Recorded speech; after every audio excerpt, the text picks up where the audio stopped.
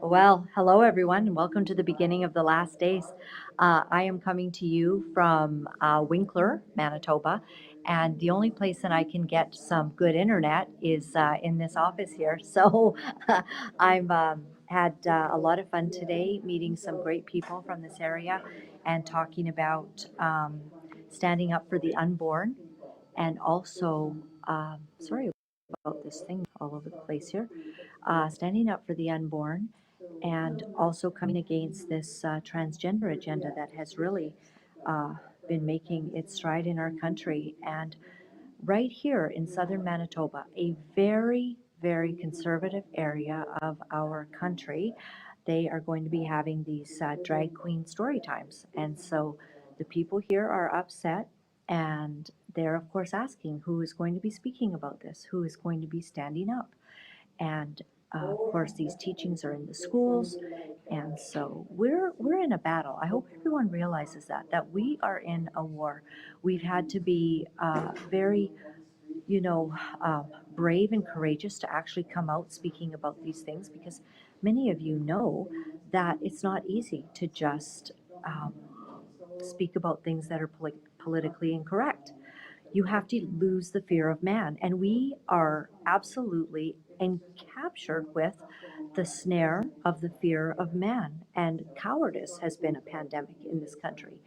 And when I look back, I was thinking about it, about how, we were all so thrilled that Stephen Harper told us that he was pro life, and he had a majority government, did nothing with that, instead had a whole lot of activist LGBTQ right within his office, and that has led us down this path where we're afraid to speak out against something as ridiculous as telling children in kindergarten. They are literally telling children. I mean, not just kids who are struggling with gender dysphoria, which is a real thing, and generally you grow out of it in, well over, 80% of the time without any interference at all. You just grow out of that kind of thing as you get through puberty.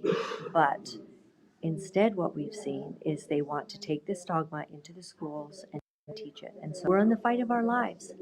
And who's going to stand? Well, I'm pretty thrilled about, this crazy, uh, this crazy flyer I've told you guys about before. But these are, the 5 points that Maxime Bernier is running on. And stop the evil gender ideology, protect the unborn, reject climate hysteria, common sense gun laws, and stop the woke cult. Who says that? I'm shocked by this amazing work, the ability to just speak out at this hour.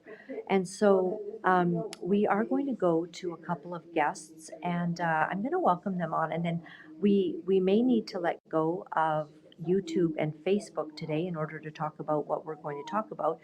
But maybe before I do that, I would like to read to you. So today is it the 30th, JT? I don't know.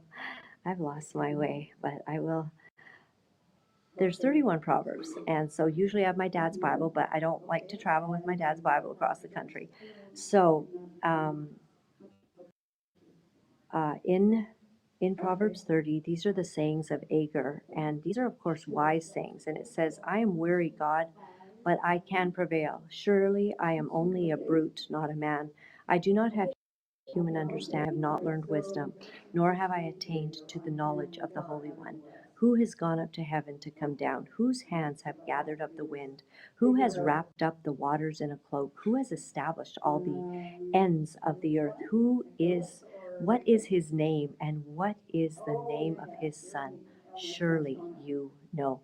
So this was Agur, you know, asking about how do we function in this world, and how do we get through? Who has all knowledge? Well, of course, it's only God, and we're going to have to rely on that as we go through some things in this world, and as we begin to wake up to the fact that one lady said to me, she's an elderly lady today, and she said, I've come to the understanding that everything that I thought was true is false, and that what I thought I had knowledge about, what I thought were the facts, is actually no longer the facts. And so, all right, with that, I'd like to, from this place, get to my esteemed guests. Thank you very much for joining me. You've all heard about the National Citizens Inquiry that has been going on, and there's a couple of incredible women that have put themselves out to testify, to bring the truth of what we're seeing in our nation. Deanna McLeod and Susan Natsheh. And I appreciate you ladies being with me so much today. And I thought maybe we could start with you, Susan, and if you would introduce yourself and tell us what brought you and, you know, what sort of what expertise you had in speaking with the National Citizens Inquiry, and then we'll introduce Deanna. So my name is Susan Natsheh. I do have to clarify, I didn't actually speak at the NCI. I was involved, however, with the citizens hearing, which was a year ago. I was actually one of the panelists there. So I heard all the testimonies from the 3 days there, which mirrored what was presented at the NCI. We also had our book from the citizens hearing presented at the NCI by one of my colleagues, Liam Sturgis. But I am a retired pediatrician. I've been retired for some time. Life kind of got in the way between raising a family, and also I was diagnosed with breast cancer over a decade ago. So that has consumed most of my time.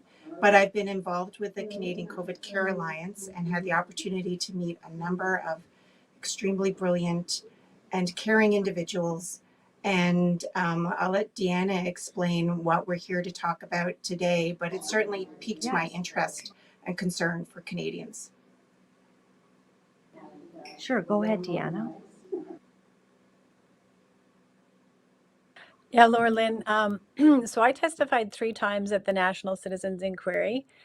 And so what I spoke on was, first and foremost, one of them, the flaws in the phase 3 trial, which were related to the COVID-19 vaccine, Pfizer's vaccine, and just the flaws in the execution of that particular study.